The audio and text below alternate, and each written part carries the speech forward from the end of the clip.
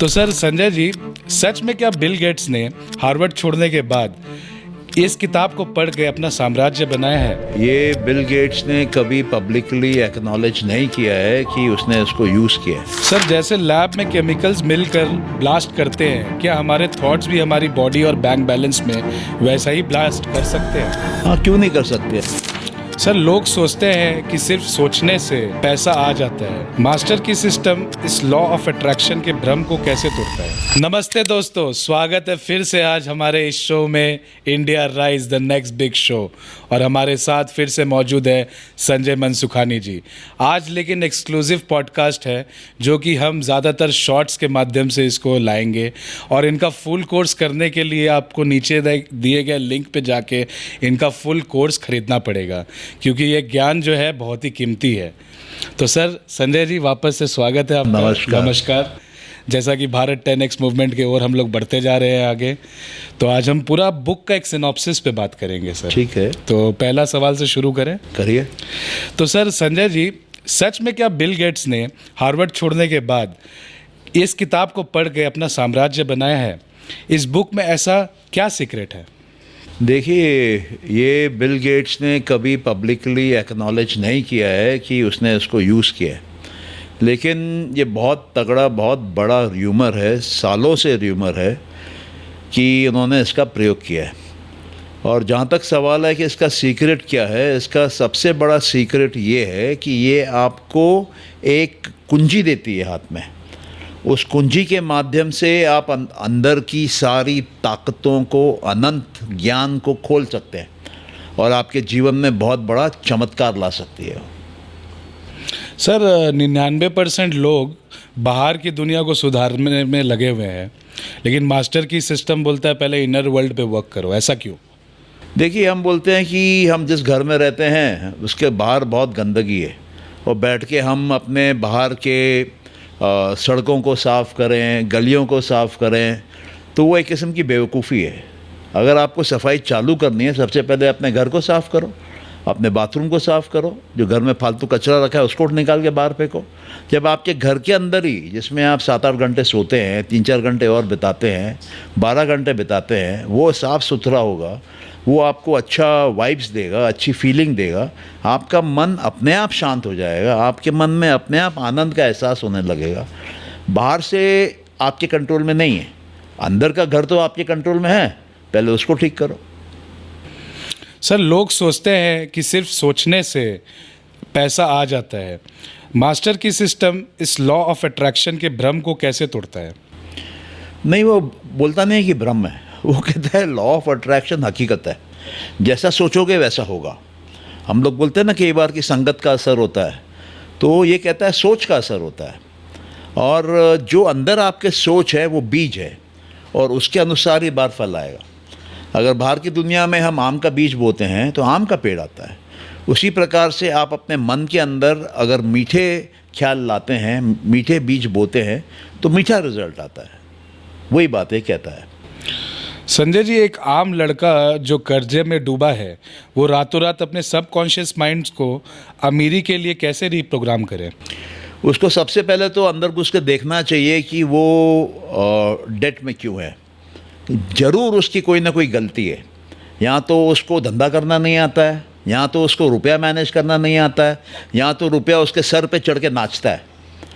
तो जब वो अंदर जाके देखेगा कि उसका रुपये से रिलेशनशिप क्या है और उसको वो कैसे दूर करे, तब वो सक्सेसफुल होगा। अधिकतर आप देखेंगे जो लोग डिप्रेशन में रहते हैं, जो लोग अंदर सफाई नहीं कर पाते हैं, वो सिगरेट पीते हैं, बीड़ी पीते हैं, तंबाकू खाते हैं, दारू पीते हैं। उनको कोई ना कोई एडिक्शन होती है, जिसके माध्यम से वो अंदर की गड़बड़ी को ढकने की कोशिश करते हैं।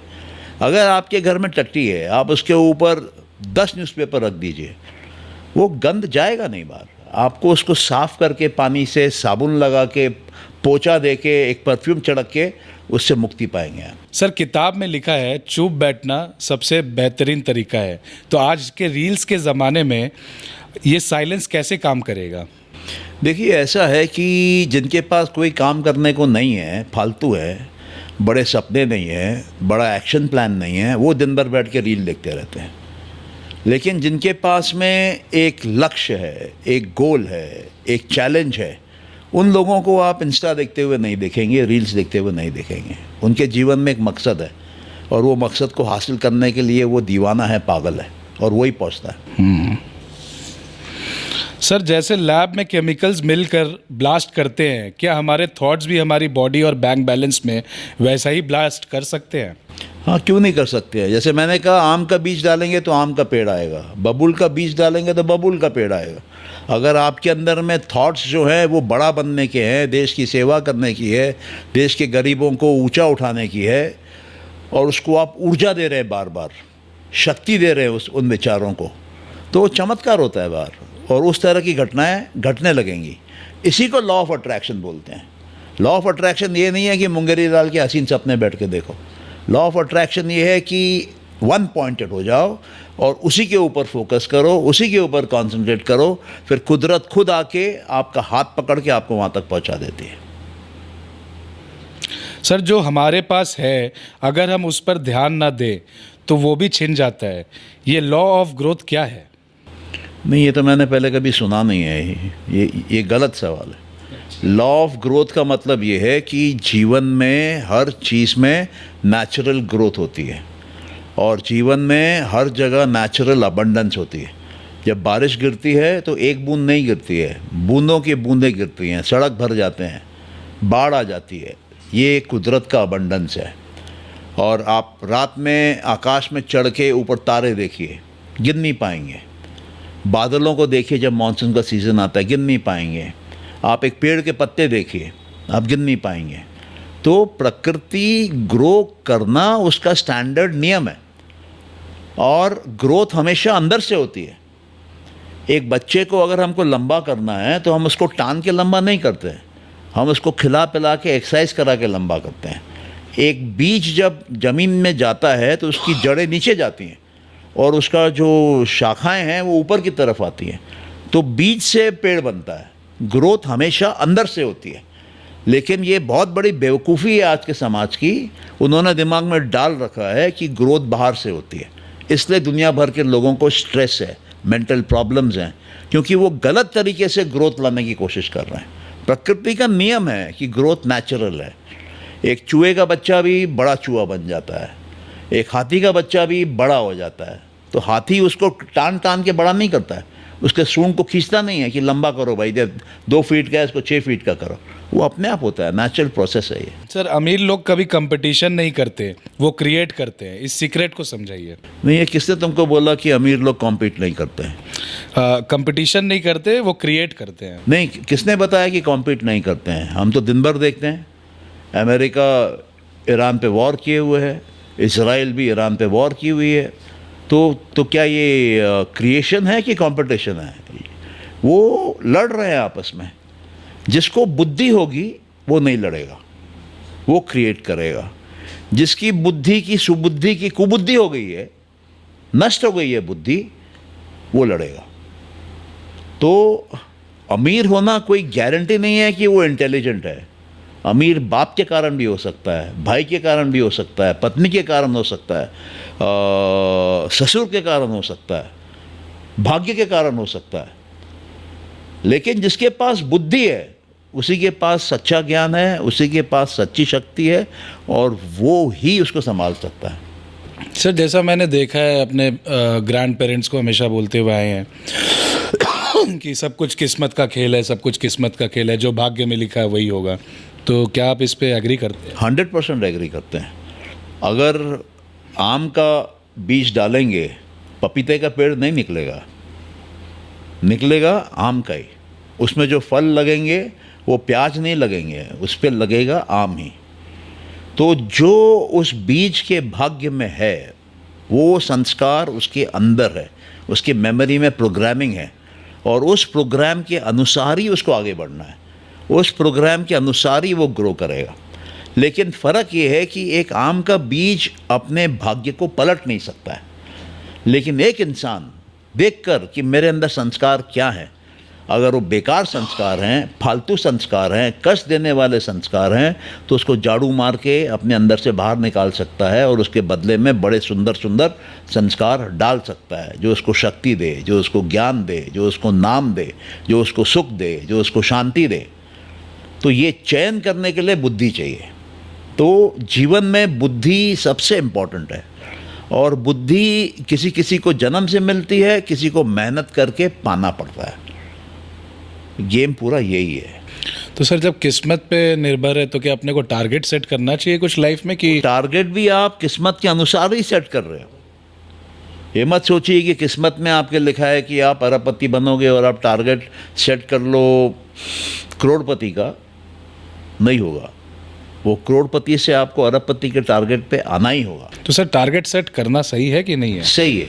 ओके। हाँ, क्योंकि क्या है कि ये बहाव है, नदी बह रही है, नदी के अंदर नाव है, वो भी उसके साथ चल रही है। अगर आप बहते हुए नाव में बैठ के चप्पू मारोगे और विरुद्ध में मारोगे, ऑपोजिट डायरेक्शन में मारोगे, क्या होगा? थक के हार जाओगे। जब थक जाओगे वापस नाव नदी के साथ बह के चलेगी। हर नदी सागर तक पहुंचती है। फिर इंसान को डर क्या चीज़ का है? इंसान जो जीवन में पाना चाहता है वो उसको मिलेगा, वो उसका जन्म सिद्ध अधिकार है। यही लॉ ऑफ अट्रैक्शन है कि जो अंदर है वो बाहर से चल के आता है तुम्हारे पास। सर जैसा कि हमने सुना है कृष्ण अर्जुन को बोलते थे कर्म करते जाओ, फल की चेतना ना करो, तो वो गोल सेटिंग वाला क्लॉज तो वहाँ भी आ जाता है इस पे? नहीं, वो ये बोल रहे हैं कि अगर तुम्हारे अंदर वो कर्म करने के संस्कार हैं तो वो कर्म करो, तभी वो संस्कार खत्म होंगे। मान लीजिए एक बैटरी है, उसमें वोल्टेज है, अगर वो वोल्टेज को आप यूज़ नहीं करोगे तो धीरे धीरे लीक होके वो ख़त्म हो जाएगी, फिर उससे कुछ काम नहीं होगा। तो उसी प्रकार से हमारे अंदर जो संस्कार है उसके अंदर एक शक्ति होती है, वो कुछ रिज़ल्ट बाहर देने के लिए संस्कार आया है, तो वो रिज़ल्ट ले लो। ये मत सोचो कि ये रिज़ल्ट से मेरा फ़ायदा है कि नुकसान है, क्योंकि तुम जो जजमेंट करोगे उस पल में, उस परिस्थिति में, उन लोगों के बीच में करोगे, लेकिन प्रकृति तुमको क्या देने वाली है तुमको क्या मालूम। अब जैसे कृष्ण ने अपना कर्म किया, कृष्ण ने अर्जुन को बताया लड़ो, अर्जुन लड़ा, कौरव सेना हार गई, लेकिन कृष्ण के अपने कर्मों के कारण गंधारी ने उसको श्राप दिया, और उस श्राप के कारण यादव का पूरे कुल का कुल नष्ट हो गया। तो अगर आप स्टार्टिंग पॉइंट पे देखोगे तो लगेगा कि कृष्ण ने बहुत अच्छा काम किया, लेकिन एंडिंग पॉइंट पे देखोगे तो आपको समझ में आएगा कृष्ण को तो श्राप लग गया। और उसके बाद का पॉइंट देखोगे हजारों लाखों यादवों ने एक दूसरे को मार दिया। तो जजमेंट मत लो, रिजल्ट के पीछे मत भागो। तुम्हारे अंदर से जो एक पुश आ रहा है, अंदर से जो एक चीख आ रही है, अंदर से जो एक ड्राइव आ रहा है, अंदर से जो एक रास्ता दिखाया जा रहा है, उस पर चलते रहो, बस उस पर कर्म करते रहो। ये उसका मतलब है। समझ गया सर। संजय जी, आप तो वेद शास्त्र भी पढ़े हैं। हमारे पेट में जो सोलर प्लेक्सस है, उस चक्राओं की भाषा में और इस किताब में शरीर का सूरज क्यों कहाँ गया है? देखिए, ऐसा है कि एक बच्चा जब माँ के अंदर आता है तो माँ उसको न्यूट्रिशन जो दे रही है वो कैसे देती है? एक अम्बिलिकल कॉर्ड होता है जो कि उसके धुन में जाके, नेवल में जाके, नाभि में जाके कनेक्ट होके वो बच्चे का पूरा शरीर बनाता है। नाभि से शरीर के एक एक अंग को ऊर्जा मिलती है, खाना मिलता है, और जब बच्चा पैदा होके बाहर आता है उसको काट दिया जाता है और तब वो नाभि के हिसाब से रह जाती है। तो वो नाभि शक्ति का केंद्र है जहाँ से पूरे मानव शरीर में ऊर्जा जाती है। अब उसको सोलर प्लेक्सस बोलते हैं। क्यों बोलते हैं? प्लेक्सस मतलब नसों का गठन, जहाँ पे नसें जमा हो, जहाँ पे डिस्ट्रीब्यूशन पॉइंट हो, नसों का डिस्ट्रीब्यूशन हार्डवेयर हो, एक सर्किट हो, वो है प्लेक्सस। अब उसमें अगर आप सूरज की एनर्जी जोड़ देंगे तो पूरे शरीर में सूरज की ऊर्जा आ जाएगी। अगर आप एक 0 वाट के बल्ब का उसको एनर्जी देंगे तो 0 वाट का बल्ब का एनर्जी पूरे शरीर में जाएगा। अगर आप वहाँ पे एक एटम बॉम्ब का एनर्जी रखेंगे तो एटम बॉम्ब की पूरी शक्ति पूरे बॉडी में जाएगी। अब सवाल उठता है कि क्या रख रहे हैं हम, कैसे रख रहे हैं हम? रखने का तरीका है इमेजिनेशन, कल्पना। हम जो कल्पना करते हैं वो जब कल्पना चल रही होती है उस समय वो हमको सत्य लगता है। तो जब अगर आप कल्पना करेंगे कि आपके नाभि पे यहाँ पे सूरज की रोशनी है, तेज है, आंख बंद करके आपको दिख रहा है, 2 मिनट के अंदर आपके शरीर में पूरी ऊर्जा चली आएगी। तो ये एक बोलिए कि थॉट का पावर है। आप जो सोचोगे वो बनेगा। जितना बड़ा, जितना तगड़ा, जितना हिम्मत करके सोचोगे उतना बड़ा, उतना तगड़ा हिम्मत करके बनेगा। जो लोग बिलियनियर हैं, ट्रिलियनियर हैं, उन्होंने अपने आप को पहचाना है, अपने अंदर की शक्ति को जगाया है, ऊर्जा को बढ़ाया है, तभी जाके बाहर उनकी दुनिया उतनी बड़ी बनती है। एक कमज़ोर आदमी क्या कर सकता है? कुछ भी नहीं कर सकता है। लेकिन जिसके अंदर ऊर्जा का भंडार है वो अपने लिए एक मैसिव एम्पायर खड़ा कर सकता है। और उसको अच्छी तरीके से यूज़ करने के लिए अगर दान का वो प्रयोग करता है तो उसके कर्म अच्छे होते जा रहे हैं। वो कभी जल्दी जाएगा नहीं और वो महान हस्ती बन के जाएगा। 100 साल, 200 साल, 500 साल बाद भी लोग उसको याद रखेंगे। और ये क्या है? कल्पना पे है। आप इमेजिन कर रहे हैं सूरज की रोशनी है, वही सोलर प्लेक्सस की वो बात कर रहा है। आप मान के चलिए कि वो सोलर बैटरी लगाई है आपने उस सर्किट में, उस डिस्ट्रीब्यूशन पॉइंट पे, और उस बैटरी का जो चार्ज है वो सूरज के रोशनी के समान है। और आप डेली उसको चार्ज करिए, दिन में 10 बार करिए।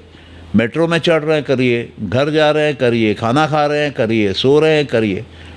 आप सोच सकते हैं कि किस लेवल तक की ऊर्जा उसके शरीर में आ जाएगी, उसके दिमाग में आ जाएगी, उसकी आँखों में, कानों में, नाक में। उसकी दृष्टि अच्छी होने लगेगी, उसकी सुनने की शक्ति अच्छी होने लगेगी, उसका इम्यून सिस्टम आसमान में चला जाएगा। ये पूरे जितना भी दवाइयाँ हैं, चाहे वो एलोपैथी हो, होम्योपैथी हो, आयुर्वेद हो, किसी की ज़रूरत ही नहीं पड़ेगी। ह्यूमन बॉडी में अपने आप को रीजनरेट करने की शक्ति है। वो शक्ति आप जितना इमेजिन करोगे उतना वो आएगी। आप अगर काली की पूजा करोगे, काली की शक्ति आएगी। आप अगर आपके घर के पड़ोस में कोई बच्ची है, उसकी पूजा करोगे तो बच्ची का भोलापन आएगा। तो जिस पे आप फोकस करोगे वो बढ़ेगा, जहाँ पे आप अटेंशन दोगे वो बढ़ेगा। अगर आपको मिलियनर बनना है तो मिलियनर की तरह पावर वाला सूरज बैठाना पड़ेगा। बिलियनर बनना है तो 1000 गुना पावर वाला सूरज बैठाना पड़ेगा। ट्रिलियनर बनना है तो आपको 1000 इंटू 1000 बड़ा सूरज बैठाना पड़ेगा। यही करना है बस। बाकी लॉ ऑफ अट्रैक्शन है, वो अट्रैक्ट करता रहेगा, खींचता रहेगा। प्रकृति पीछे पीछे चलेगी। प्रकृति हमेशा सत्ता को सलाम करती है। जिसके पास रुपया होगा उसके तारीफ़ करने वाले बहुत पहुंच जाएंगे। जो देश का राष्ट्रपति होगा, प्रधानमंत्री होगा, उसके तारीफ़ करने वाले हज़ारों लाखों लोग पहुंच जाएंगे। जिसके पास कोई बड़ा यूनिक हुनर होगा, मान लीजिए सचिन तेंदुलकर, विराट कोहली, तो उनके फ़ैन फॉलोइंग हो जाएगी लाखों में, करोड़ों में। तो आपको अपने अंदर के पावर को जगाना है, उसको वन पॉइंटेड करना है और एक दिशा में लगाना है। अमिताभ बच्चन को देखिए, क्या एज है और आज भी क्या फ़ैन फॉलोइंग है। और बहुत एक्टर ऐसे होते हैं जो आते हैं, एक पिक्चर के हीरो बनते हैं, सुपर सक्सेस पाते हैं, उसके बाद गायब हो जाते हैं। तो उन्होंने अपने अंदर उस ऊर्जा को कॉन्स्टेंटली पैदा नहीं किया, थोड़ी देर के लिए पैदा किया, उसका मज़ा आ गया तो उसमें बह गए वो। जब वो बह गए तो सूरज भी चला गया। तो बहुत ही सरल तरीका है, बहुत ही फ्री का तरीका है, हर कोई अपना सकता है। जैसे मैंने एक बार पहले भी कहा था, किसी के 2 हाथ नहीं हो, 2 पैर नहीं हो, 2 आँख नहीं हो, 2 कान नहीं हो, नाक नहीं हो, मुंह में एक दांत नहीं हो, जीभ कटी हो, वो भी कल्पना कर सकता है सूरज की क्षमता की, तो उसके अंदर वो पैदा होने लगता है। सर, क्या सिर्फ एक गहरा विश्वास, बिलीफ, कैंसर जैसी बीमारी या फिर कंगाली को जड़ से मिटा सकता है? कंगाली क्या हुआ? मतलब जो बहुत ही बिलो पॉवर्टी लाइन हो गए। तो ये तो 2 सवाल हो गए। हाँ, देखो ऐसा है कि कैंसर में बहुत लोग होते हैं जो कि बहुत बैड पोजीशन तक चले जाते हैं, उसके बाद फुल रिकवरी करके 15 साल, 20 साल, 25 साल, 30 साल जी लेते हैं। कैंसर मुझे भी हुआ है और करीबन 4 बाय 5 सेंटीमीटर का इतना बड़ा रेक्टम एरिया से काट के निकाला गया है। अच्छा। लेकिन क्योंकि मेरा सिलेक्शन डॉक्टर का सही हुआ तो मेरे को ना केमो लगी ना रेडिएशन लगी। तो कहने का मतलब ये है कि अगर आप ये एनर्जी सीखते हो और इसकी मैनेजमेंट सीखते हो और उसकी मैनेजमेंट को प्रैक्टिस करते हो सच्चे मन से, ब्लाइंडली नहीं, किसी ने कहा भैया ये जप दो, तुमने जप लिया, नहीं, उसका साइंस समझ के, उसका लॉजिक समझ के, उसके ऊपर एक्सपेरिमेंट करके, तब वो शक्ति तुम्हारे अंदर गुलाम बनती है और वो सब कुछ देगी जो तुमको चाहिए। सर संजय जी, हम दिन भर थके थके क्यों रहते हैं? हमारा एनर्जी लीक कहाँ हो रहा है? लीक होता है वीक थॉट से, बैड थॉट से। कैसे मालूम पड़े कि मेरा इस पल, इस समय एनर्जी कलेक्ट हो रही है कि लीक हो रही है? तो एक एक्सपेरिमेंट करके अभी देख लो। अच्छी कोई चीज़ सोच लो और तुम्हारे मन में क्या होगा? खुशी आएगी।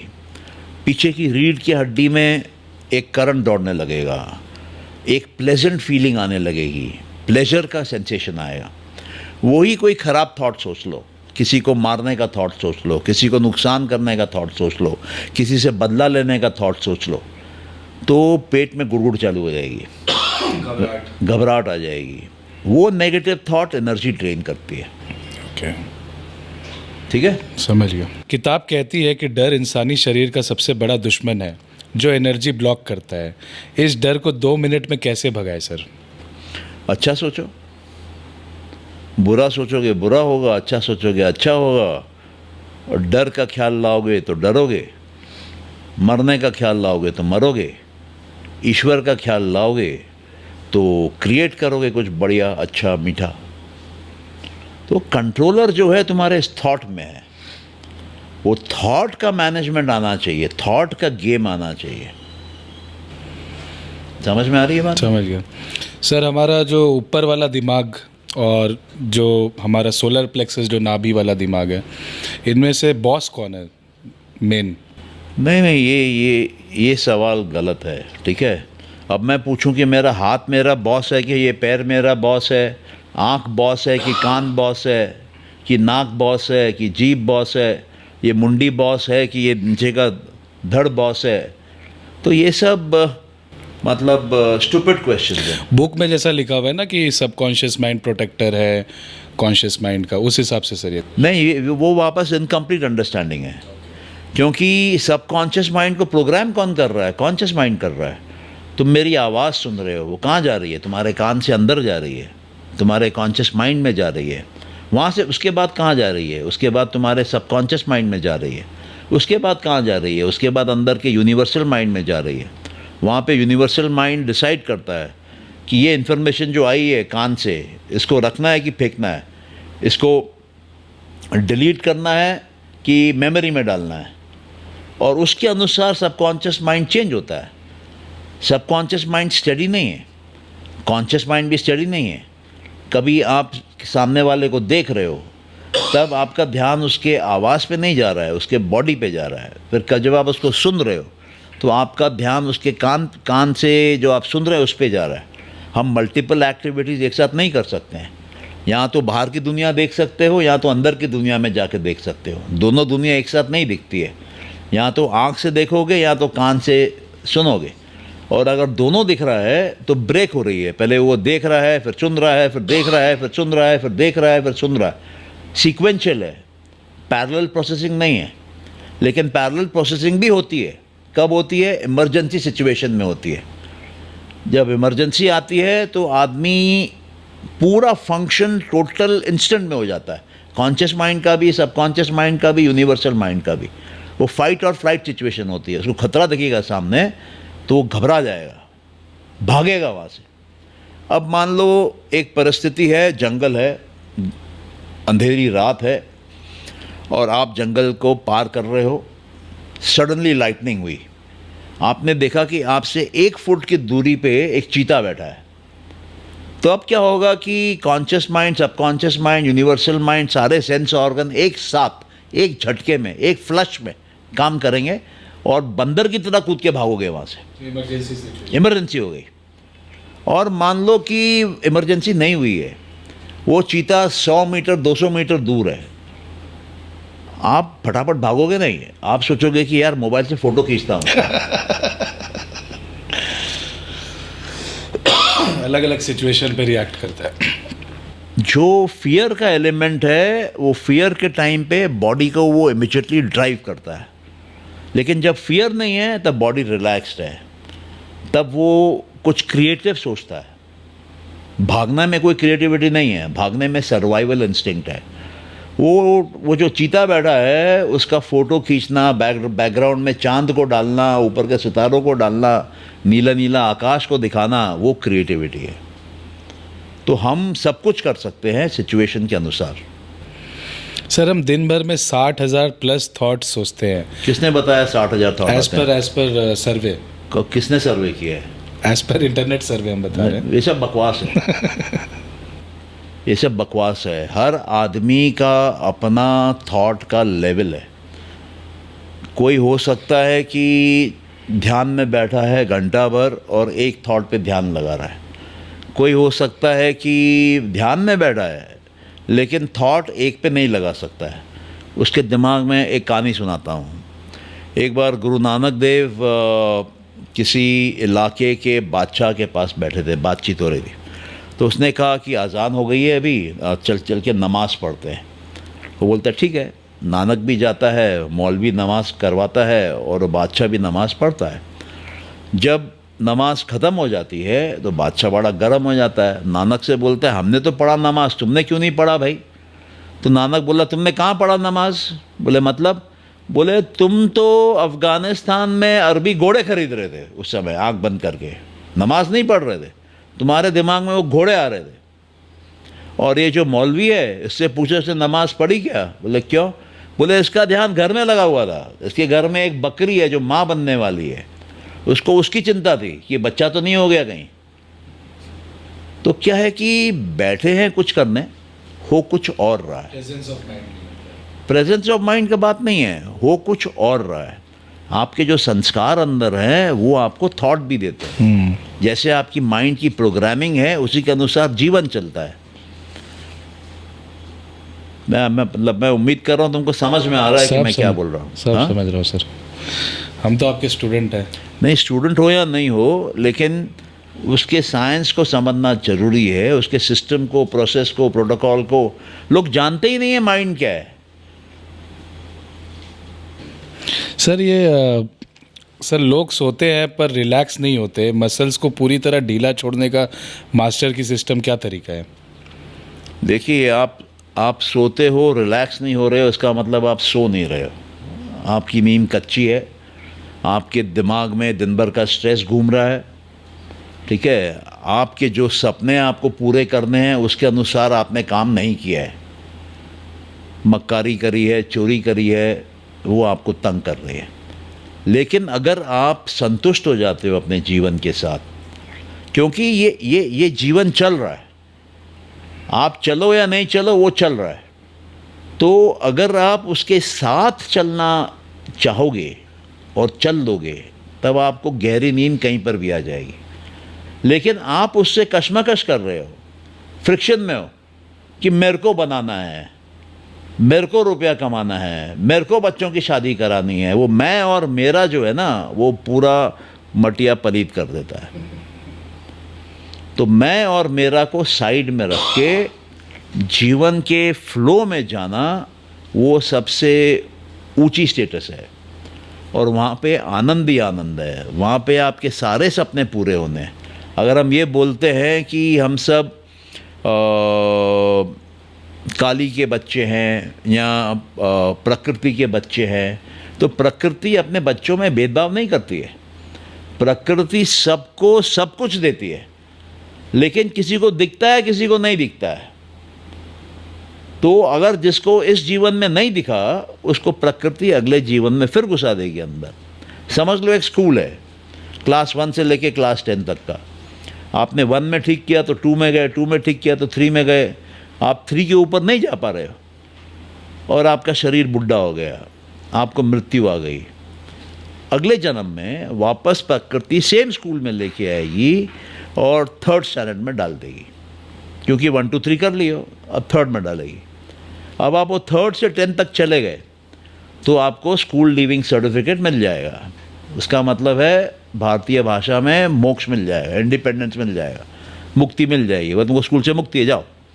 और वो जो थर्ड में गया वो उस जन्म में भी अगर नहीं जाता है ऊपर तो उसको क्या करेंगे, क्लास 2 में डाल देंगे। मतलब जब वापस पढ़ के तेरा कुछ फाउंडेशनल मिस्टेक है। तो ये स्कूल है, ये प्रकृति एक स्कूल है, ये हर एक को पास करेगी और हर एक को टॉप ग्रेड में पास करेगी। टॉप ग्रेड नहीं आएगा फिर बिठा देगी, बोले सीख के जाओ। समझ में आया? समझ गया सर। जब अचानक एंग्जाइटी या घबराहट हो तो सोलर प्लेक्सस को तुरंत कैसे चार्ज करें?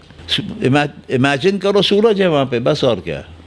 हाँ, तो इसमें भी सिखाना पड़ेगा कि इमेजिन कैसे करना नहीं, है। ऑडियंस को सिखाना नहीं तो पहले तुम तो सीखो। हाँ, मैं मेरे लिए तो सीखूं। ऑडियंस तुम हो। ओके सर, लोग 4 बातें बोल देते हैं तो हमारा मूड खराब हो जाता है। खुद को क्रिटिसिज्म प्रूफ कैसे बताएं? 4 बातें मत सुनो। इग्नोर करो। हाँ, इग्नोर करो या एक कान से निकालो? नहीं, एक कान से सुनो, दूसरे से अंदर निकालो। अंदर घुसने मत दो। ओके। अगर अंदर घुस गया तो माइंड में रिजेक्ट कर दो। अगर माइंड ने एक्सेप्ट कर लिया तो सबकॉन्शियस माइंड में रिजेक्ट कर लो। सबकॉन्शियस माइंड ने भी एक्सेप्ट कर लिया तो यूनिवर्सल माइंड में रिजेक्ट कर लो। गेट तो बहुत है ना, आप कंट्रोल नहीं करोगे तो ऐसे ही होगा। यूनिवर्सल माइंड क्या है सर? बुद्धि को यूनिवर्सल माइंड बोला जाता है क्योंकि बुद्धि जो है वो कॉमन होती है और हर ब्रह्मांड की बुद्धि कॉमन होती है, एक होती है और उसमें पूरा ब्लूप्रिंट होता है ब्रह्मांड का। और उस ब्लूप्रिंट वाले ब्रह्मांड का जो है उससे इंडिविजुअल माइंड निकलते हैं।